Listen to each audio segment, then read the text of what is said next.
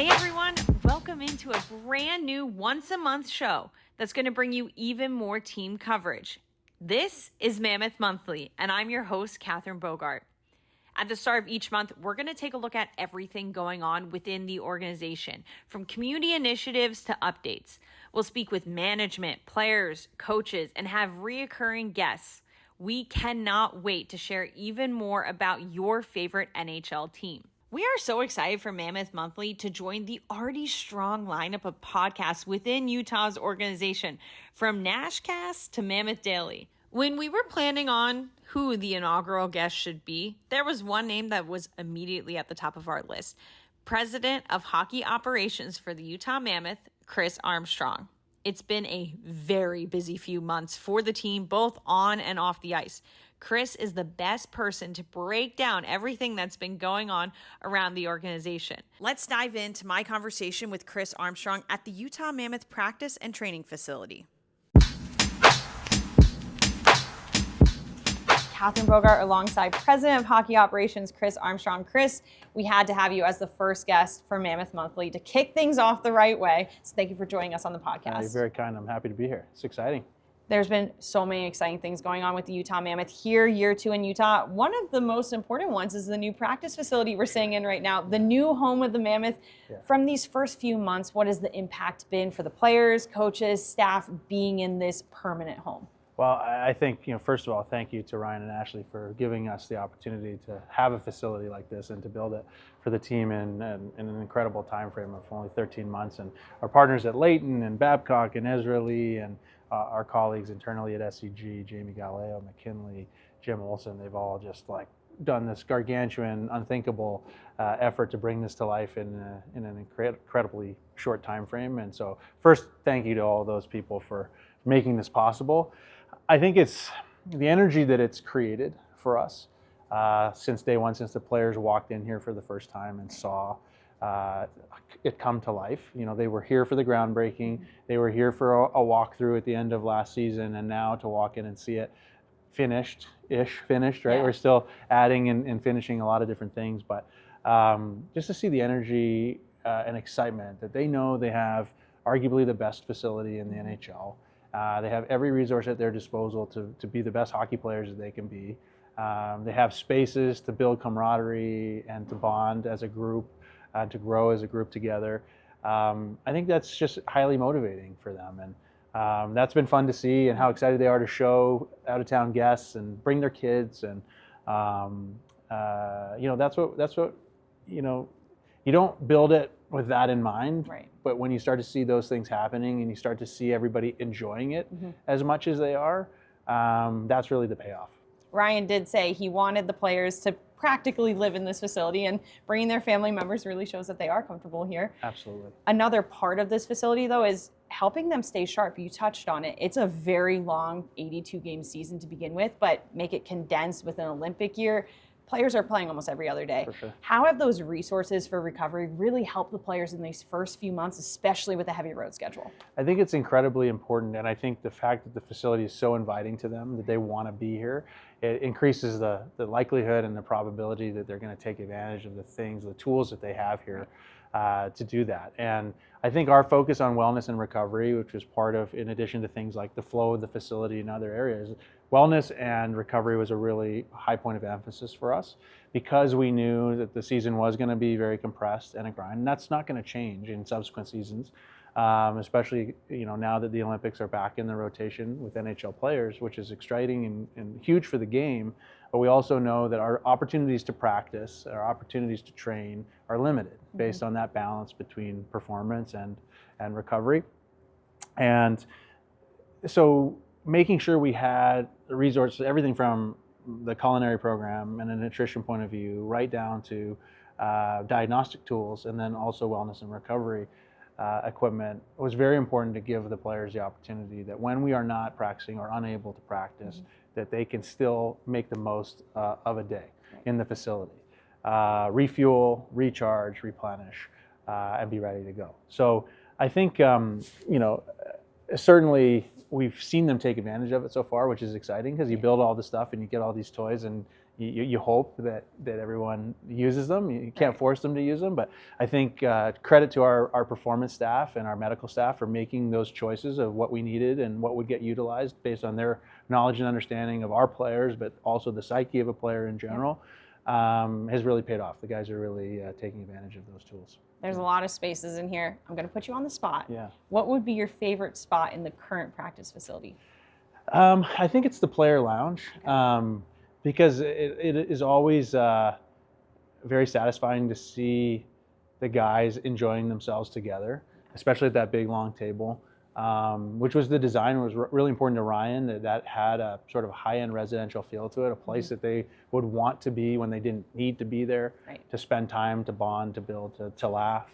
And, walking in every morning before morning meeting and seeing all the guys together eating and sharing that space is like, okay, this is exactly why we did it. And so, yeah, that's been awesome. I think that's the most sense of family in that space, in that part of the space. Yeah. We talk so much about family being important too. And when these players are that close and that committed to each other, they play harder on the ice. And for sure, you see how close this group has gone so far. And we're only a quarter of the way through the season. Yeah. It's incredible to see. Another new part of this team right now is Tusky, the mascot. Yes. He went on a win streak when he started his time here. For sure. When did you first see who Tusky was, and in what form did you first see him? Seeing Tusky physically for the first time was literally mere moments before opening night when he was unveiled to the world. And that's actually a funny story because our marketing and design team did an unbelievable job. Many iterations, many machinations to find the Tusky that we all know and love now. So I'd seen lots of renderings, lots of different iterations, 3D modeling. Very comfortable knowing what Tusky was going to look like. Right. And he was through the office earlier in the day that we unveiled him playing a prank on Bill. But I was out of the office at that time. So that would have been my opportunity to see Tusky. We're in Ryan's suite before the game, and he asks me, have you seen it?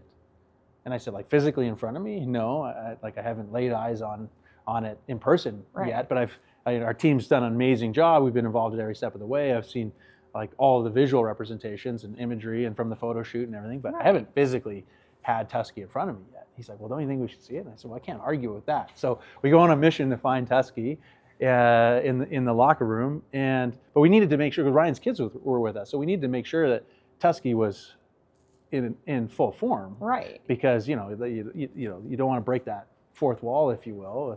It's game time for Tusky. It's a game time, right? So we get word that Tusky's ready to receive us, and we go in there, and Ryan's kids like lit up like Christmas trees, and it was so cool, and I think validating for everyone in our group, including the team that designed Tusky, that this was going to be a home run with the kids. And we had no idea it would be so exciting to the adults. Like that's a huge bonus. But all these things are always engineered and designed with kids in mind. And so the fact that the adults have loved Tusky as much as they have, it's been pretty cool. Yeah. What impact have you seen with the kids who have interacted with Tusky, whether it's at a game, at a hospital visit, at any public outing for Tusky? I think Tusky embodies the energy of the building and the youth of our team in many respects too. Like, Tusky's playful and very engaging and a little bit mischievous and still finding its personality overall. But I think it's like one of those things in the fan experience in arena that's tangible with the team. Like, you feel like you're interacting with the next best thing to the players on the ice is Tusky, especially in its own uniform. I think it kind of personifies the team in a way that kids can really connect with. Yeah. When it comes to families, we had the opportunity to welcome in the moms for this year's mentor trip. Hockey is such a unique sport with that. Yeah. Players are able to bring a family member, whether it's dads, moms, sisters, brothers, on a road trip, experience the NHL lifestyle for a couple of days. Why is it so important for this organization to have brought in the moms this year and continue having this sort of mentors trip every single season? Yeah, well, I think, parents and mentors are what all of our players would say are the reason they are where they are today, right? Without that support network, that support system, that investment and sacrifice by those people, you don't get to this level on your own. So one, I think it's really important to acknowledge those people and the role that they played in our players' lives every opportunity we can get, whether it's a trip like we had or any other opportunity along the way. It's really important to recognize how we all get to where we end up. And in the case of the moms this year, it was so fun because when we welcomed the moms, Right. you know, I said, like, the moms are really the heartbeat of the household growing up, right? And they are also the reason as men and young men that we believe in ourselves as much as we do, because of that person in our life has given us that self-belief and that confidence. Right. And so an opportunity to recognize that and to thank the moms for that is really the spirit of the trip. But then also being able to see our high performance, tough hockey playing athletes, you know, care for their moms, dote on their moms. Yeah. Seeing that side of them, that real caring side of them, was just really indicative of their overall personality and their completeness as people. And so that was fun. Do you have a favorite moment from this year's mom's trip? Yes. So Bill Armstrong at the beginning of the trip said, you know, you're on these trips, it's all based on record as far as your re-invitation in future years. So if we go 2-0, all the moms are coming back next year. And that's some pressure for the yes, moms, because they're used to pressure. We went 2-0 last year on the mentors trip. Okay. And it was a lot. There was a lot of moms, but there's some dads and mentors and siblings and other relationships on the trip. And so all the moms that came back this year were part of that 2-0 success. So they were rightfully here on the basis of that criteria. And so Bill said same thing. Like, if we go 2-0 again, you're all coming back next year. Right. And so after the first game, which we lost in overtime, I was in the food line for our post-game meal with Dylan's mom, Nadine, and I said, you know, that was a heck of a goal by Gunnar tonight. And she said, well, he should have got another one. Now he's stuck with his dad next year. It was great. It was a great moment. It was a great moment. Yeah. Well, the moms did pick up 2 points, though. They did. It was 2 overtime losses. 2 points. Does that factor into maybe a repeat invitation after the dads next year, if that is how the organization chooses? I think as an organization, we're smart enough to know we shouldn't cross the moms. So we'll take it all under review and figure out a plan for next season. The moms had a great opportunity. Even a lot of moms stayed afterwards, which says a lot about this character of this organization. For sure. It was welcoming. Everyone came to practices. They came to games. They got to see their kids. That's just one really great part of these trips as well. Yeah. Now, when it comes to what you've seen, most surprising or least surprising, or did some mom or son look the most alike, or were you surprised to match up a face? Because sometimes they take after their dads a little bit more than their moms. I think Nate Schmidt and his mom are very, very alike, which Nate would be the first to admit. Of course. And I felt very similar. I felt very similarly watching their dynamic as the dynamic I have with my own mom. And that she would have been very involved in this trip, very social. Yep. Yeah, it was funny to see that dynamic and relate very well to it. It kind of takes you back to, like, I think for everyone, back to like minor hockey days. Right. And all the moms in the stands together and cheering on the boys, and you know, that just never leaves. Like, however high a level the players reach and whatever stage of life they're in, that just doesn't change, and that's pretty cool. It's really special. Speaking of Nate Schmidt, he is quite a ball of energy, and that was apparent at the hospital visits that the Mammoth just had, and that's such a big part of the holiday season, going to the hospital, supporting the community, being there. What did you see out of all the players and their impact that they had to these people who are unfortunately in the hospital during this time? Well, first of all, it is such a privilege for us to be able to do things like that. And that is the responsibility we have with the platform of professional sports, to be able to better and enrich the lives of as many people as we possibly can. That is unequivocally you know, part of our most important responsibilities. And those kids and their families are incredibly inspiring. Their courage is unbelievable. This is a very difficult time of the year around the holidays, where they know, most of them, they're not going to be home for the holidays. They're going to spend the holidays in the hospital. We're very fortunate in Utah to have among the best childcare in the entire country. Yeah. And the staff of the hospital are unbelievable to work with and to meet and to see their passion.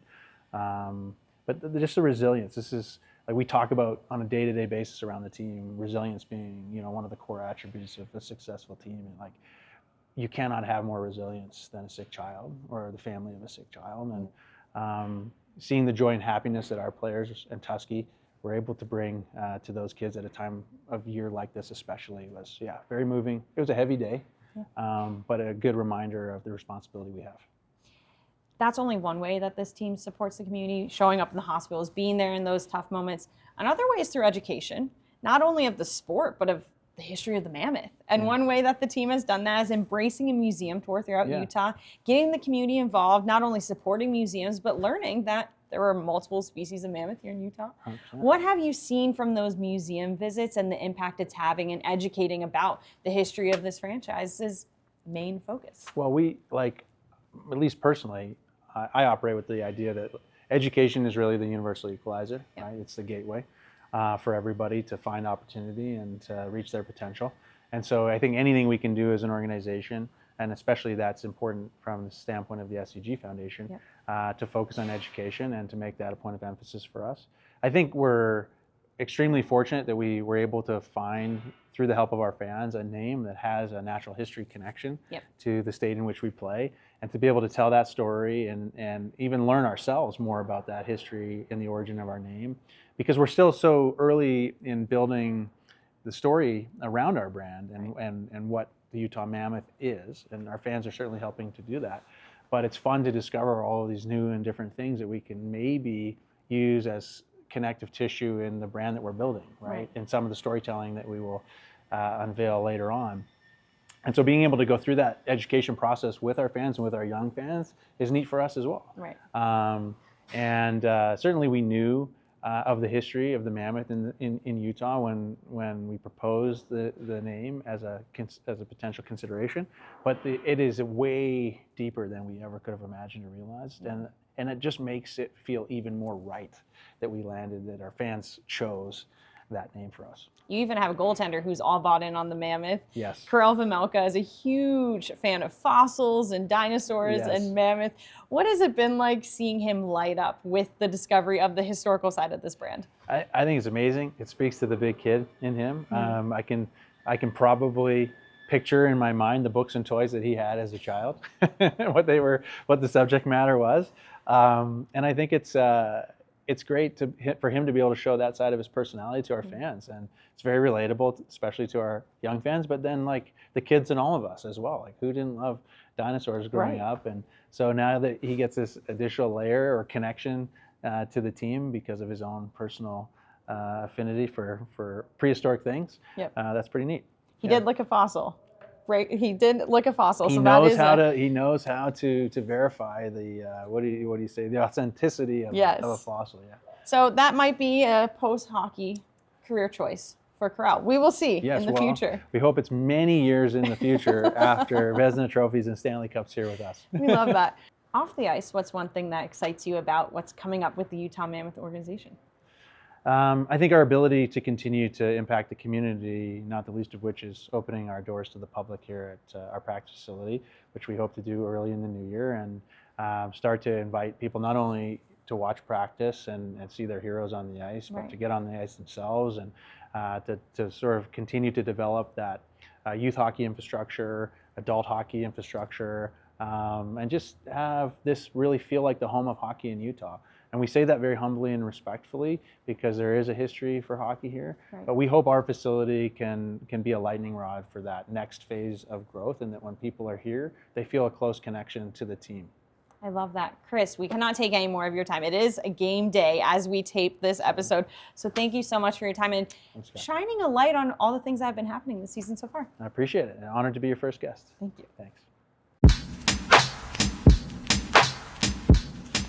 A big thank you to Chris for his time and insight. It's so exciting to hear all the cool things that have already happened and what's to come. We're going to shift gears a little bit here and now bring in Mammoth broadcaster Nick Olczyk to break down the storylines on the ice with this team. plenty has happened in that first 2 months. What stood out to you about what's going on with the Mammoth and the main storylines in this frame? Well, first off, Catherine, great to be with you. Thank you so much for having me on. It's always a pleasure to get a chance to talk to you and work with you. So first of all, thank you. As far as the team goes, I think one area that has really stood out to me has been the contributions from the back end. And we know these days if the D are not coming through on the offensive side for any team, it's kind of like playing 5-card stud with 3 cards.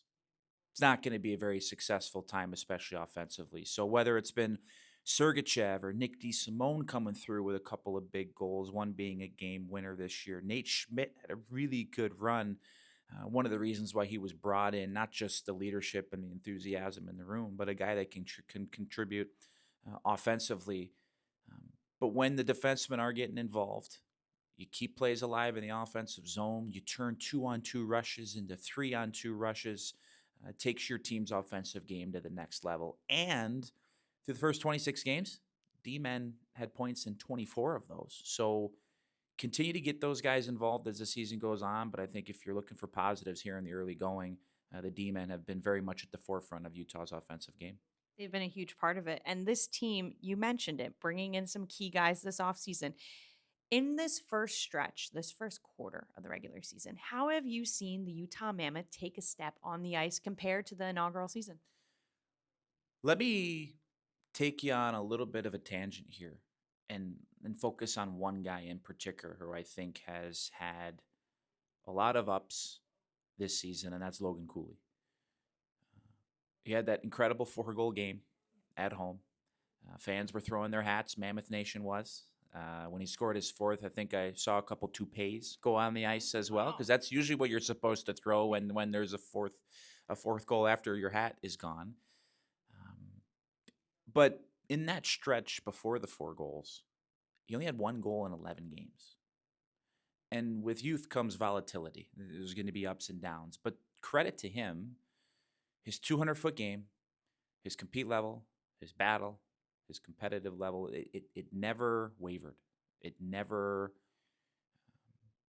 was by the wayside. And so I think for a guy like that, Logan Cooley, as he continues to grow, both physically and mentally into what it is to be a number 1 center in the National Hockey League, to commit to that 200-foot game, and the offense isn't always going to be there. So it's how can you help your team on any given night? Is it winning faceoffs? Is it erring on the side of defense, especially when you're going up against the other team's best players like he is a lot of nights, whether he's the first-line center or the second-line center based on the matchup and what Andre Tourigny wants to make for the lines that night. So I think when I look at his season as a whole, there's been a lot of growth so far. There's going to be even more. You think he's good now, just wait till he's 24 or 25 and he's had a couple years under his belt.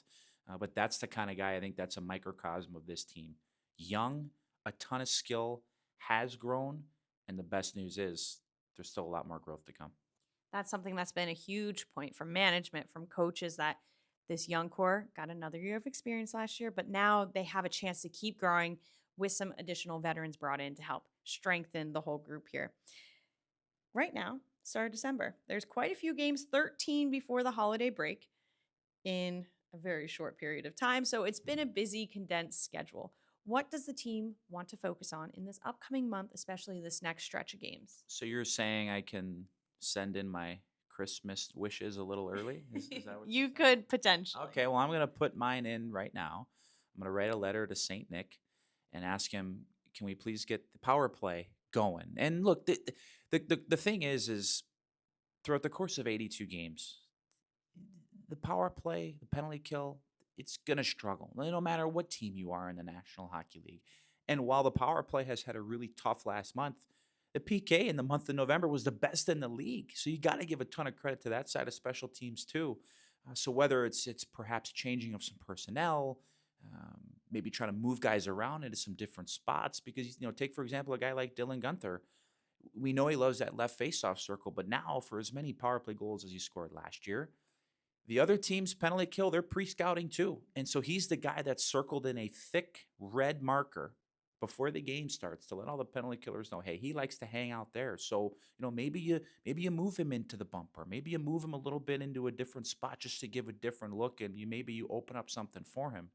But overall, on the power play, you're looking for more shots. And I think that is one key, that when you shoot the puck and you establish the shot, especially from the top on the first power play unit, Mikhail Sergachev, when he shoots, you then force the penalty killers to have to respect that shot.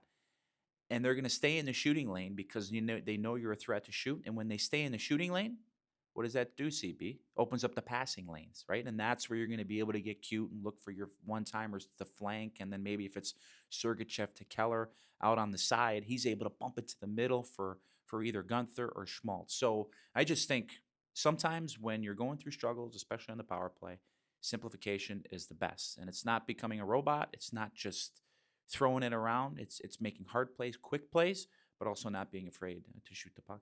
And this team knows how to pass to each other quickly. They know where each other are. They know their tendencies. So maybe a little shakeup can change things up. Nick, right now, the NHL is closer than it's ever been. It's truly incredible to see how many 1 or 2 goal games there are every night in the National Hockey League. This is an area of growth we've never seen before. From you, being a former hockey player, a hockey fan, and a hockey broadcaster, what have you seen on the level of compete rise throughout the entire NHL this season? Through the 3/4 pole mark of the season, 49% of games have been 1-goal games. I can't recall the last time that the league was this close. I think a big reason why is because you've had a mixture of teams that have been good for a long time taking some steps back. You think in the East, you think about a team like Pittsburgh, getting a little older, but Sidney Crosby and Evgeny Malkin, they're not going to let that team slip too much further. You think about the Boston Bruins, who had an incredible run. All of a sudden now they're in a little bit of a retool. Everybody expected them to miss the playoffs, but they're within a shout. And then you look in the Western Conference, and it's not only Utah that's, of course, on the rise, but you've got the Anaheim Ducks, who are taking a huge step. You've got the San Jose Sharks, who've got some young talent, and they're definitely, I think, higher than maybe some other people would have thought. So I just think you're in this interesting time where, yes, to your great point earlier about the condensed schedule, there's been a lot of injuries because of playing so many games in a short period of time. But you also have teams that are on their way up, while other teams are on their way, maybe not all the way down, but they're trying to hang on and maintain that fine level of play that can at least give them a chance to win. So I just think in each game that Utah plays, and of course this goes for any team too, the little details, the turnovers, the line changes, not just that you score on a power play, it's when can you come through to tie a game, to take a lead. Those details and the fine minutia of the game is that much more magnified this season. And as fans, because that's what we all are first and foremost, whether it's for the Mammoth or for any team, you want to see close games. You want to see intense games and games that get you up out of your seat. And this year, I think the health of the game, the state of the game, whether you're a fan of one team or you're watching a game as a neutral, it's been a long time since we've seen this close of a season. And it's not to say prior seasons weren't, because of course there were some great years, but especially this year with everything playing into it. And the last thing I will say, you got a lot of guys playing for something even extra than to try to win a Stanley Cup. And that's to show up and to show out, to try to make their Olympic team. So there's that added wrinkle too. I think it's just a perfect storm this year that could only lead to an even more exciting as we go further along in the season. Well, Nick, we cannot wait to have you all season long, giving us these high-level updates, helping us understand kind of the bigger storylines going through each month of the regular season. So we're so happy to have you. Thank you for joining us today. Catherine, it's my pleasure.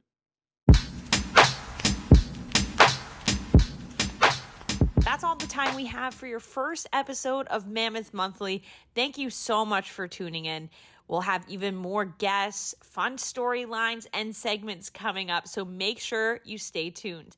We can't wait to recap everything in the last month of 2025 and preview what's to come in 2026 at the start of the new year. We'll see you then.